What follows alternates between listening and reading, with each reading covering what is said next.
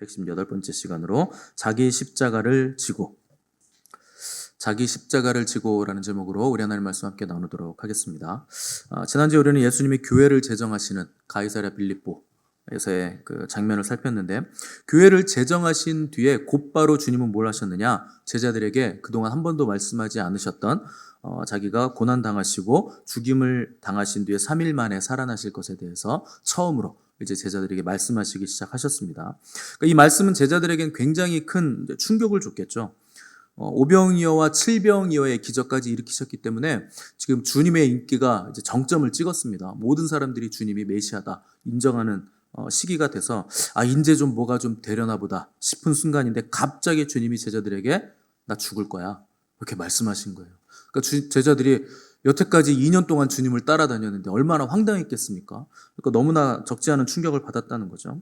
그러니까 그동안 예수님은 메시아로서 주로 3가지 사역을 하셨습니다. 예수님의 3가지 사역 기억하시죠? Teaching, Preaching, Healing 3가지요. 가르치시고 선포하시고 고쳐주셨다. 질병을 고치시고 악한 영을 떠나가게 하셨다 하는 거죠. 근데 지금까지 보여주셨던 모습들이 메시아 된 예수님의 사역의 전부는 아니었습니다. 예수님의 본질적인 사역은 뭐냐? 이 땅에 오신 이유가 뭐냐? 인류의 죄를 대신해서 십자가에 매달려 죽으시는 것. 이게 예수님이 이 땅에 오신 이유였기 때문에 이걸 제자들에게 드디어 말씀하시기 시작하셨다는 거죠. 우리 21절 말씀 한번 다 같이 읽어보겠습니다. 21절 시작. 이때로부터 예수 그리스도께서 자기가 예루살렘에 올라가 대장로들과 대제사장들과 서기관들에게 많은 고난을 받고 죽임을 당하고 제3일에 살아나야 할 것을 제자들에게 비로소 나타내시니. 자, 21절 보시면 이때로부터라고 시작하고 있습니다. 이때가 어느 때냐? 베드로가 신앙 고백을 주님께 드렸던 그때로부터. 그 들으신 직후에 그 신앙 고백 위에 주님이 내가 내 교회를 세우겠다 이렇게 교회를 제정하신 그때를 말씀하는 겁니다. 그래서 지난주에 빌립보 가이사랴에서 사람들이 인자를 누구라 하느냐 물었는데 여러 가지 대답이 있었고, 다시 주님은 제자들에게 그건 그렇다 치고 그러면 너희들은 나를 뭐라고 하느냐, 뭘로 생각하느냐 그랬더니 베드로가 주는 그리스도시요 살아계신 하나님의 아들이십니다. 이렇게 엄청난 고백을 드렸다는 거예요. 그러니까 주님이 그 고백을 들으신 후에 너무 기뻐하시면서 바로 그 고백 위에 교회를 제정하신 거예요. 그리고 나서 제자들에게 자기가 고난당하실 것, 또 십자가에서 죽으실 것, 또 죽으셨다가 3일 만에 부활하실 것, 이것들을 미리 말씀하셨다는 거예요. 자, 그러니까 주님이 교회를 어디에 세우느냐? 참된 고백 위에 주님의 교회가 세워지는 거예요. 그래서 여러분이 교회입니다. 그래서 여러분이 교회가 된 이유는 뭡니까? 예수 그리스도를 향한 참된 신앙 고백을 드렸기 때문에 여러분이 교회가 된 거예요. 교회는 바른 신앙 고백 위에 세워지는 겁니다. 그리고 그 참된 고백 위에 주님이 또 무엇을 계시해 주시느냐? 참된 진리를 계시해 주시는 거예요. 그래서 주님이 십자가에서 죽으신다는 그 진리, 그 구속의 진리를 그 고백 위에, 신앙 고백 위에 이제 계시를 해 주셨다는 겁니다. 그래서 참된 진리는 참된 신앙 고백을 하는 사람에게 열립니다. 아무에게나 계시가 열리는 게 아니에요. 그래서 참된 신앙 고백이 참된 진리를 가져온다는 거죠. 우리는 기독교 진리가 너무 쉽다고 생각합니다. 그렇지 않아요. 여러분, 기독교 진리는 여러분들의 믿음의 성숙도에 따라서 다르게 열립니다. 모든 사람에게 똑같이 열려있는 거 아니에요. 믿음과 성숙도와 이해도에 따라서 깨닫는 진리도 천차만별이에요. 그래서 똑같은 설교를 듣고 앉아있어도 어떤 사람들은 갓난아이 같은 설교로 받아들이고, 수준이 그렇습니다. 어떤 사람은 그냥 어린아이 같은 수준으로 받아들이고, 어떤 사람은 초등학교, 중학교, 고등학교, 대학교, 대학원생 수준까지 받아들이는 수준이 천차만별입니다. 그래서 자기의 장성한 분량으로 이해된다면 그 사람은 장성한 분량인 거고, 어린아이처럼 이해한다면 그 사람은 어린아이의 신앙 고백 수준에 있는 거죠. 자, 우리 22절에서 23절 말씀 다 같이 읽어보겠습니다. 22절, 23절 시작. 베드로가 예수를 붙들고 항변하여 이르되 주여 그리 마옵소서, 이 일이 결코 주께 미치지 아니하리이다. 예수께서 돌이키시며 베드로에게 이르시되 사탄아 내 뒤로 물러가라. 너는 나를 넘어지게 하는 자로다. 내가 하나님의 일을 생각하지 아니하고 도리어 사람의 일을 생각하는도다 하시고 아멘. 자, 예수님께서 십자가와 부활에 대한 깊은 진리를 말씀하시니까 제자들은 전부 다 충격을 받았어요. 특별히 방금 놀라운 신앙 고백을 드리고 예수님께 아무도 받아보지 못한 칭찬을 받았던 수제자 베드로는 그야말로 엄청난 충격을 받았습니다. 그래서 예수님이 죽으려고 하시니까 그 길을 베드로가 정면으로 가로막습니다. 그러니까 주님이 베드로를 향해서 노하시면서 사탄아 내 뒤로 물러가라. 너는 나를 넘어지게 하는 자다. 그 옆에서 듣는 제자들이 듣기에도 굉장히 민망한 아무도 들어보지 못한 사탄이라는 소리를 지금 주님의 입으로 베드로가 지금 들은 거예요. 그러니까 여러분 보세요. 아무도 드리지 못한 신앙 고백을 드린 사람이 아무도 드리지 못한 사탄이라는 소리를 주님께 곧바로 들은 거예요. 고백은 진심일 수 있습니다. 그런데 진심만 가지고는 되지 않는 거예요. 신앙 고백은 잘 드릴 수 있지만 믿었다고는 할 수 있지만 올바로 믿는 건 그만큼 어려운 일이라는 뜻입니다. 자, 22절 보시면 베드로가 예수님을 붙들고 항변했다고 기록했는데 여기 항변했다는 말의 뜻이 뭐냐면 흔들어 깨우는 거예요. 그러니까 말하자면 죽기 직전의 사람을 막 흔들어 깨우면서 이 사람아 정신 차려 이러다 죽어. 이걸 지금 베드로가 항변했다고 표현한 겁니다. 그러니까 항변했다는 헬러가 에피티마우인데 이게 꾸짖다 비난하다는 뜻이에요. 그러니까 베드로가 예수님을 꾸짖은 거예요. 정신 차리세요 주님. 지금 그럴 때가 아니에요. 왜 갑자기 죽어요? 잘 되고 있는데.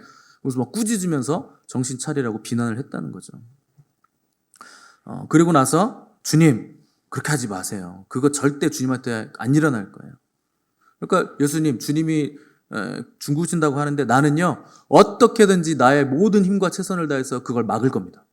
절대로 주님이 죽으시는 일이 일어나도록 나는 놔두지 않겠습니다. 그렇게 베드로가 막아섰다는 겁니다. 자, 이 장면 보면서 우리가 몇 가지 사실을 알 수 있죠. 첫째로 하나님의 일에는 방해하는 세력이 있습니다. 방해하는 세력이 놀랍게도 가까운 사람이라는 거예요. 멀리 있는 사람은요 방해 안 합니다. 여러분 신앙생활 하는데 멀리 있는 사람이 여러분 믿지 못하게 방해합니까? 아니에요.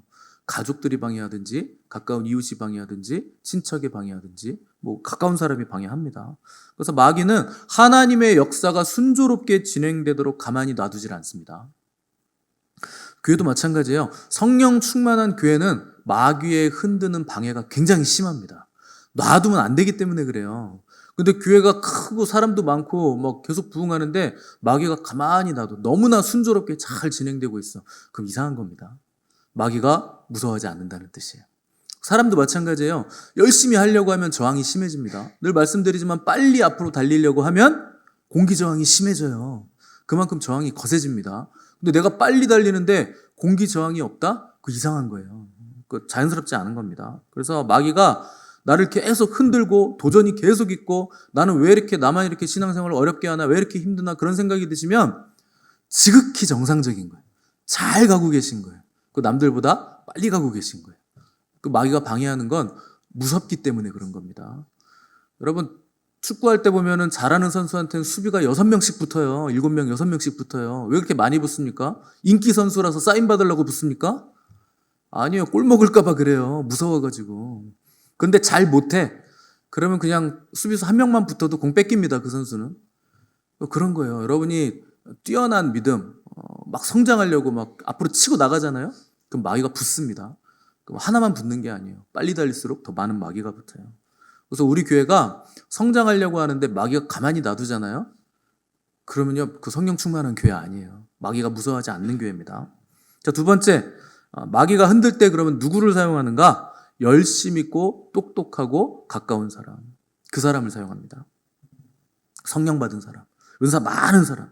가장 앞에 서가지고 열심히 일하는 그 사람의 자의식을 폭발시키는 거예요. 야, 네가 목사님한테 제일 많이 배웠잖아. 목사님이랑 제일 가깝잖아. 네가 총대 매. 이렇게 하는 거예요. 그래? 내가 한번 총대 메고 이걸 말씀을 드릴까? 그래가지고 그냥 안티가 되는 거예요. 그때부터. 가룟 유다가 그랬습니다. 그리고 오늘 베드로가 그 역할을 했다는 거예요. 3년 동안 예수님과 함께 있었는데 가룟 유다는 자기 스승을 팔아먹었어요. 베드로도 마찬가지예요. 방금 전까지 바요나 시모나 네가 복이 있다. 성령에 충만해서 성령님이 고백하게 한 그 신앙 고백을 네 입술로 드린 그거 너 엄청나게 복을 받은 거다. 그게 믿어지면 복 받은 거다. 이런 칭찬을 받은 베드로가 예수님의 십자가의 길을 가로막더니 사탄이라는 소리까지 듣게 됐다는 겁니다. 그럴 수 있죠. 주님이 엄청난 신앙 고백을 드린 베드로에게, 이야, 베드로야, 너 진짜 복 있다. 내가 네 신앙 고백에 내가 이 교회를 세우겠다. 이 반석 위에, 반석이 페트로스잖아요. 내가 이 페트로 위에, 베드로 너 위에 내가 교회를 세우겠다. 그러니까 베드로가 우쭐해졌죠. 거기다가 주님 또 뭐라 그럽니까? 내가 천국 열쇠를 베드로 너에게 주리니 네가 땅에서 매면 하늘에서도 매이고 땅에서 풀면 하늘에서도 풀릴 거야.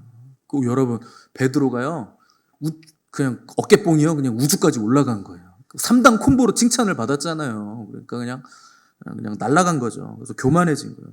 그 교만의 끝을 가서 급기야 우쭐해져가지고 주님이 죽는다고 하니까 안 돼요, 주님. 그러면서 주님을 꾸짖었어요. 제자가 스승을 꾸짖었다는 거예요. 그러니까 베드로만큼 열정적이고 충성되면서 가장 많은 공격을 받은 제자도 드물어요. 그래서 베드로는요, 나중에 굉장히 겸손해집니다. 이 열혈 제자였는데 겸손해져요. 베드로가 어떻게 겸손해졌겠습니까? 교만의 끝까지 가서 사탄이라는 소리를 들을 만큼 창피를 당해봤기 때문에. 여러분, 제가 반복적으로 말씀드리는데, 여러분 하나님한테, 하나님 제가 겸손해지기 원합니다, 이렇게 기도하잖아요. 그럼 하나님이요, 그 사람요 교만의 끝까지 가게 만듭니다. 그래서요, 거기서 얼굴이 그냥 뻘개져가지고 막 피가 날 만큼 창피당하게 만드는 거예요. 그러면 그 사람 겸손해집니다. 그 분야에서는 겸손해지는 거예요.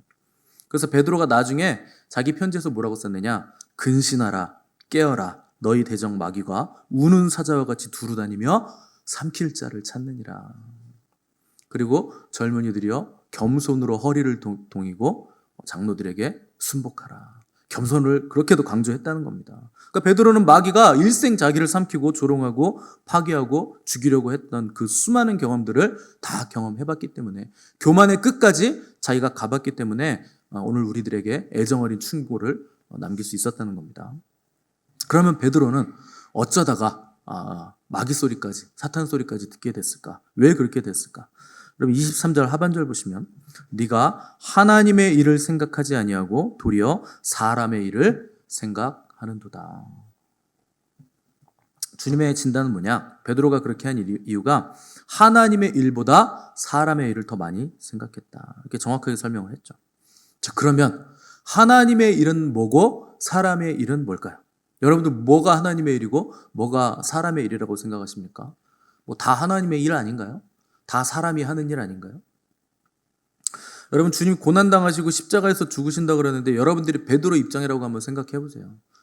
제가 여러분들한테 저 내일 죽을 거예요 얘기했더니 하나님의 뜻이에요.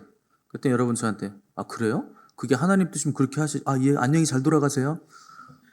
그렇게 하시겠습니까? 잘 죽으세요. 축복합니다. 그렇게 하시겠어요? 그러니까 베드로는요, 스승님이 죽는다고 하니까 마땅히 제자로서 반응해야 될 반응을 보인 거예요. 아니, 스승이 죽는다는데 누가 그럼 안녕히 잘 돌아가세요 그러겠습니까? 당연히 그러시면 안 돼요. 주님 왜 그러세요? 어떻게든 살 길을 도모하셔야지. 살아 있어야 우리가 뭐라도 하죠. 죽으면 끝인데 얼마나 안타까웠으면 그렇게 말을 했겠습니까? 나름 예수님 위해서 말한 거죠. 근데 결론적으로 그 일이, 예수님이 말씀하시는 건 그건 사람의 일이라는 거예요. 하나님의 일이 아니었다는 거죠.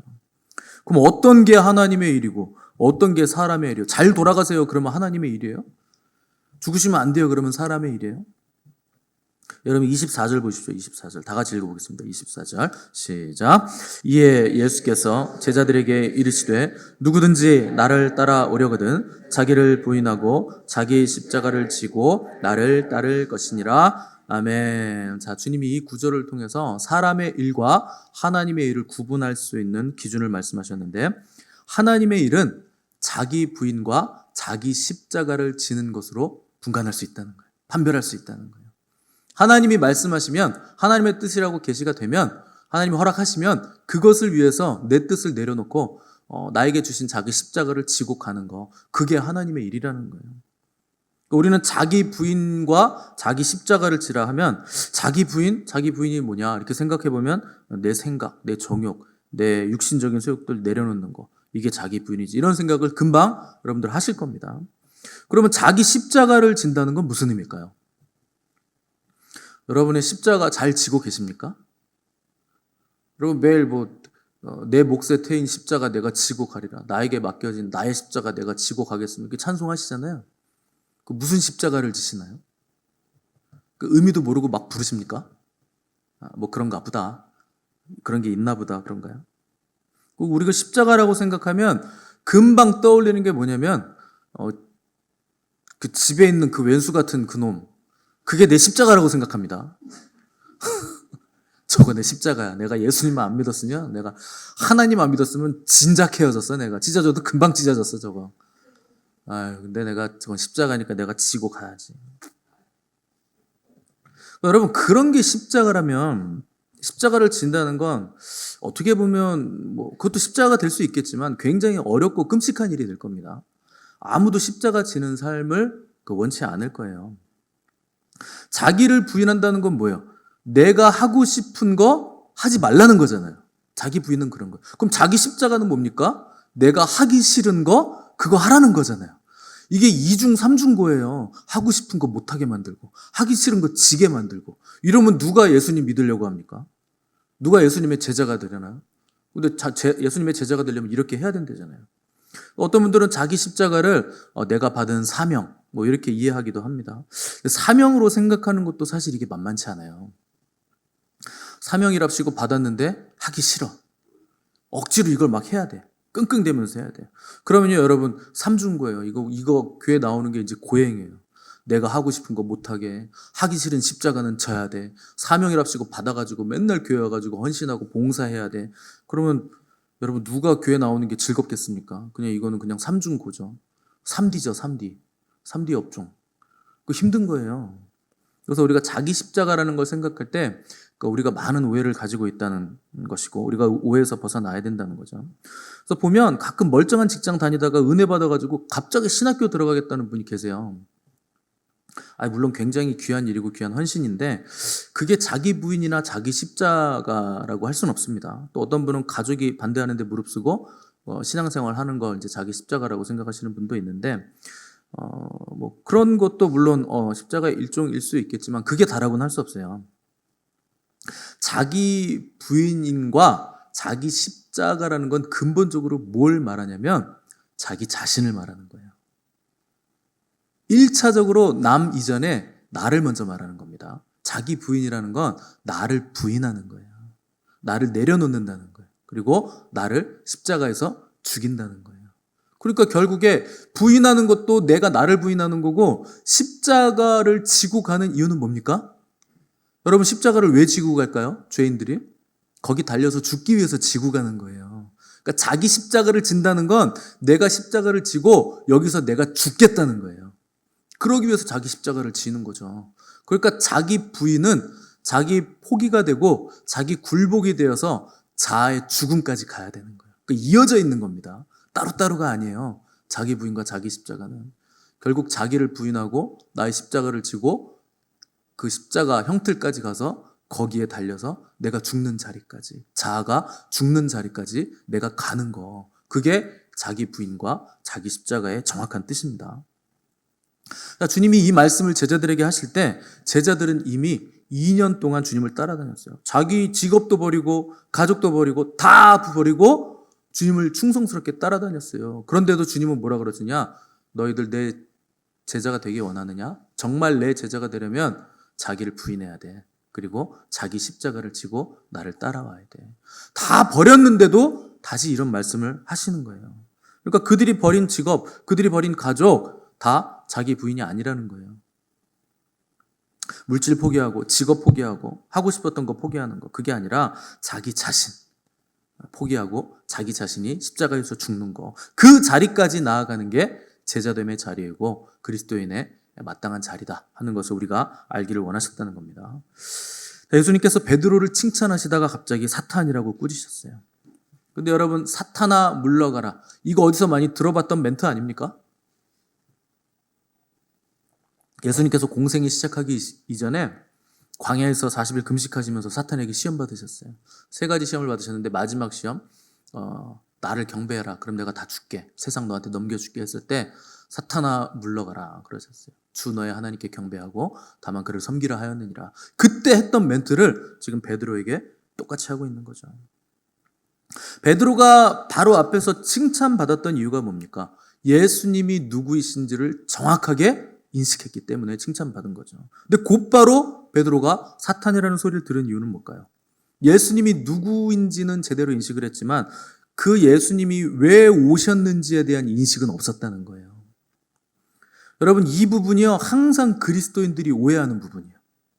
주님을 믿는 것까진 좋은데, 그분이 하나님이시고 메시아라고 믿는 것까진 좋은데, 그분을 믿는 이유는 전혀 다른 데 있는 거예요. 세상의 성공과 안위와 명예를 위해서 주님을 끌어다 쓰려고 하는 거예요. 여기가 우리가 항상 오해하는 지점입니다. 그래서 주님은 마태복음 7장에서 우리 이미 살펴봤는데, 나더러 주여 주여 하는 자마다 천국에 가는 거 아니다. 오직 아버지의 뜻대로 행하는 자라야 천국에 들어간다. 그러니까 사람들이 물어보죠. 주여 주여, 우리가 주의 이름으로 선지자 노릇하며 주의 이름으로 귀신을 쫓아내며 주의 이름으로 많은 권능을 행하지 않았습니까? 주님은 답은 뭡니까? 내가 너희를 도무지 알지 못하노니 불법을 행한 자들아 내게서 떠나라.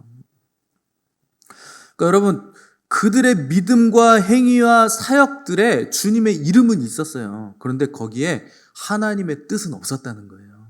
하나님이 그걸 하라고 시키지 않았는데 자기들 멋대로 그 일을 했다는 거예요. 그게 불법이라는 거예요. 하나님이 시키지 않은 일을 자기들 멋대로 하는 거. 우리가 종교적인 열심도 있잖아요. 주님의 이름으로 병도 고쳤잖아요. 치유도 행했잖아요. 능력도 행했잖아요. 귀신도 쫓아냈어요.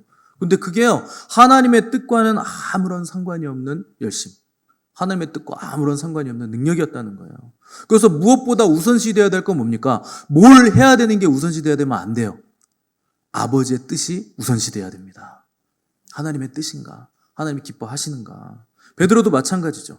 하나님의 뜻은 예수님께서 십자가에 못 박혀서 죽으시는 거예요. 우리 죄를 대신해서 죽으셔야 되는 거예요. 그래야 우리가 살 수 있으니까. 이게 하나님의 뜻입니다. 근데 베드로의 뜻은 뭡니까? 자기의 유익을 위해서 예수님을 써먹어야 되는데 이분이 죽으시겠다고 하니까 이건 안 된다는 거예요. 그래서 베드로는 주님, 죽으시면 안 되죠. 내가 2년 동안 예수님 열심히 따라다녔는데 이제 좀 뭐가 될 만한데 지금 죽으시면 어쩌자는 거예요. 나 예수님 필요한데 써먹어야 되는데. 그러니까 우리가 신앙이라고 부르는 내용들이 예수 그리스도의 이름은 가지고 있으나 실제 그분의 뜻과 주권과는 아무런 상관이 없을 때가 너무나 많다. 이 부분을 우리가 돌아봐야 된다는 겁니다. 우리 25절에서 26절 한번 읽어보겠습니다. 25절에서 26절 시작. 누구든지 제 목숨을 구원하고자 하면 잃을 것이요 누구든지 나를 위하여 제 목숨을 잃으면 찾으리라. 사람이 만일 온 천하를 얻고도 제 목숨을 잃으면 무엇이 유익하리요? 사람이 무엇을 주고 제 목숨과 바꾸겠느냐? 아멘. 많은 사람들이요, 어떻게든 이 땅에서 잘 살기를 원합니다. 행복하게 살기를 위해 많이 애씁니다. 근데 우리의 부르심은 잘 먹고 잘 살기 위한 부르심이 아니에요. 여러분, 예수님이요, 우리 잘 먹고 잘 살게 해주시려고 이 땅에 오신 거 아닙니다. 우리 죄를 없애주시기 위해서 친히 채찍에 맞으시고 십자가에 달려서 돌아가신 거예요. 죄 문제 때문에 오신 거예요. 그분이 우리를 구원하시기 위해서 자신의 모든 것들을 다 쏟아 부으신 거예요. 생명까지 내어주신 거예요. 그래서 우리가 살아났고 우리는 값으로 사신 바 되었다. 그러니까 우리 또한 우리의 모든 것들, 생명 다해 우리 구주 예수 그리스도를 위해 기꺼이 드릴 수 있는 사람들이 되었다. 그런 자격을 얻게 되었다 하는 것이죠. 우리가 이 땅에서 얻는 모든 것들은 다 왜 필요하냐? 주님의 영광을 위해서 필요한 겁니다. 우리는 통로들이에요. 여러분들에게 돈이 있든 명예가 있든 권세가 있든 뭐가 있든지 간에 지식이 있든 지혜가 있든지 간에 그걸 가지고 하나님의 뜻을 위해서 사용하라고 주신 것이고 주의 영광을 위해서 쓰라고 주신 겁니다. 여러분들은 통로들이 되셔야 돼요. 통로의 유익은 뭡니까? 항상 꽉 차 있다. 틀면 나와야 되잖아요. 꽉 차 있는 거예요. 그러면요, 통로는 항상 부유한 거예요. 항상 차 있는 거예요. 그래서 여러분, 물질이 많은 사람들도 하나님 영광에 걸쳐서 잘 사용하잖아요. 그러면 그 사람은요, 부자로 삽니다. 계속 유익을 누려요. 그 마인드만 하나님 영광에서 살면 얼마든지 하나님이 부어주셔요. 그게 통로의 유익이에요. 근데 우리가 가져야 될 궁극적인 목적은 거기에 있지 않습니다. 차든지 집이든지 돈이든지 명예든지 뭐가 됐든지 간에, 뭐 내 자아 실현이 됐든지 간에 우리가 취해야 되는 건 그거 아니에요. 우리가 취해야 될 건 딱 하나예요. 우리 구주 예수 그리스도. 그리고 그분의 영광. 그것만 우리가 가져야 되는 거예요. 사람이 자기 인생이 있고 자기 삶이 있고 직업이 있고 가족이 있고 인간관계가 있는데 어떻게 하나님만을 위해서 삽니까? 여러분의 인생, 직업, 삶, 가족, 관계 그거 포기하라는 거 아닙니다. 그 모든 것을 다 사로잡아서 그리스도께 복종시키라는 거예요. 필요한 것들이에요. 그런데 하나님의 영광을 위해서 우리에게 주어진 걸 알라는 거죠. 여러분 삶을 심플하게 사셔야 됩니다. 복잡하게 사시면 안 돼요. 마귀는요 항상 복잡하게 다가옵니다. 야, 네가 이것도 해야 되고 저것도 해야 되는데 지금 교회에서 그런다고 목사가 이렇게 얘기한다고 그렇게 살면 삶이 되겠냐? 그러니까 막 복잡하게 만들어요. 근데 하나님은요 심플하게 오세요. 하나님의 영광을 위해서 살아라. 예전에 제 꿈에 예수님이 나오셨는데 1시간을 설교하시더라고요. 여러분 제가 그 설교를 얼마나 주옥 같은 설교였는지 진짜 너무 좋았거든요. 꿈에서 깼는데 한 개도 생각이 안 나요. 꿈은 그런 겁니다. 마지막 딱 한 문장만 생각이 났어요. 하나님의 영광을 위해서 살아라. 이거 마지막 한 문장 딱 생각나더라고요. 그것만 딱 적어놨어요, 제가. 여러분, 우리의 삶의 목적이 뭡니까? 하나님의 영광. 어떻게 하나님을 위해서 영광을 돌려드립니까? 제가요, 공부 열심히 해서 서울대 가서 하나님께 영광 돌려드릴게요. 저 서울대 붙여주세요. 그런 걸로 영광 안 받으세요. 제가 잘 돼가지고, 그 시상식 이렇게 명예전당 이런 데 상 받으면서 먼저 하나님께 영광 돌립니다. 이거 한마디 제가 하나님께 영광 돌릴게요. 귀한 일이지만 하나님이 우리에게 원하시는 영광은 그런 거 아닙니다. 예수 그리스도가 가신 그 길을 따라가는 거예요. 가장 큰 하나님께 영광 되었던 것이 뭡니까? 우리 구주 예수 그리스도의 십자가.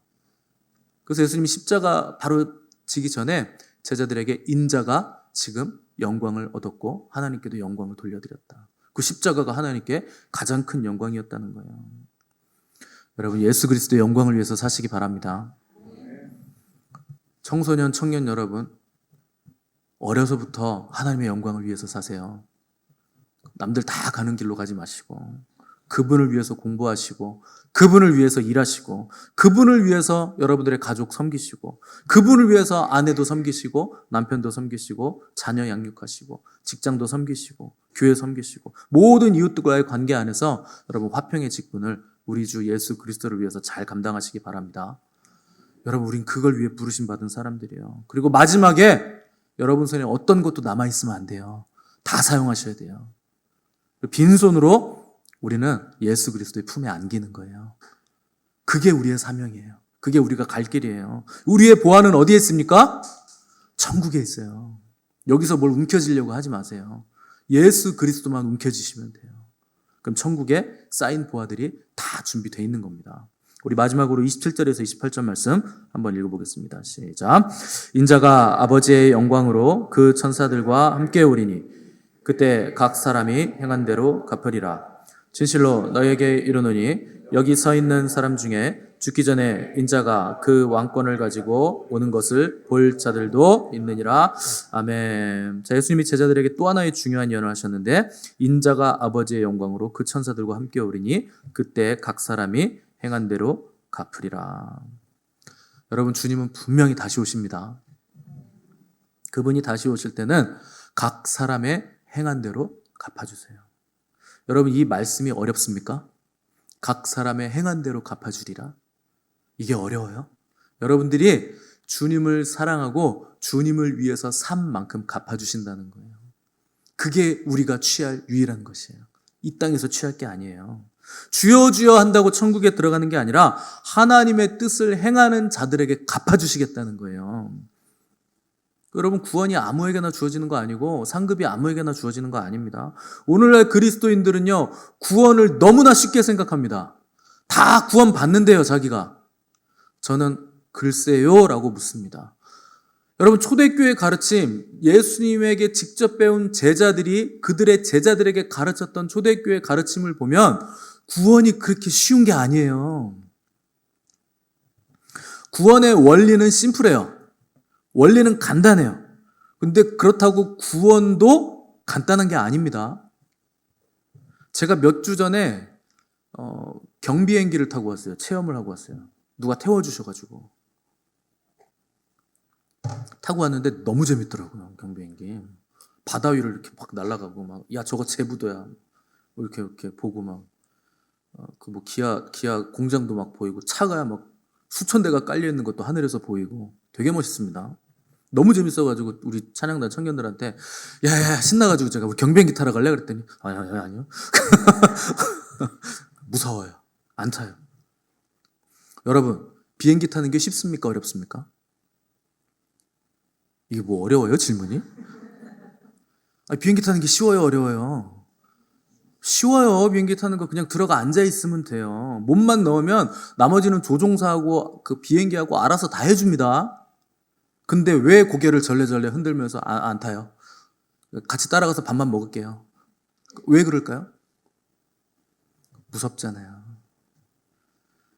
여러분 비행기 타는 거는 심플한 거예요. 쉬운 거예요. 그런데 실제로 타는 건 어려운 거예요. 여러분 구원이 그런 거예요. 구원의 원리는 쉽습니다. 근데 실제 구원받는 믿음을 가지는 건 어려워요. 여러분 번지점프가 쉽습니까? 어렵습니까? 쉽냐 어렵냐 물어봤는데 무서워요가 나오네. 여러분 번지점프가 간단합니까? 복잡합니까? 간단해요. 그냥 끈 묶고 뛰어내리면 돼요. 그만큼 쉬운 게 어디 있습니까? 근데 여러분 우리 다 같이 일일 소풍으로 번지점프 하러 갑시다. 그러면 여러분 찬성 몇 명 나올 것 같습니까? 아무도 안 뛰어내리실걸요? 아무도 안 가신다고 그럴걸요? 구원이요 그런 거예요. 번지점프 같은 거예요. 믿는 거는 굉장히 쉽게 생각되지만 실제 구원 얻을 만한 믿음을 가지는 건 여러분 하나님이 나를 땅에 내 발이 부딪히지 않게 잡아주시고 붙들어주시고 죽지 않게 해주실 것을 믿고 벼랑에서 뛰어내리는 것과 같은 게 믿음이에요. 그게 구원이에요 여러분. 여러분 믿음이 쉽습니까? 구원이 쉽습니까? 원리는 쉽죠. 믿기만 하면 구원 받는데. 그런데 믿기만 하면 받는데 실제 구원 얻을 만한 믿음을 가지고 살아내는 거 그건 무섭더라는 거예요. 여러분들 대답처럼 무서워요. 세상이 나를 삼킬까 봐. 늙어서 박스 주스러 다닐까 봐 무섭고 병 걸려 죽을까 봐 무섭고 창피해 죽을까 봐 무섭고. 여러분 누가 구원받나요? 믿기만 하면 구원받나요?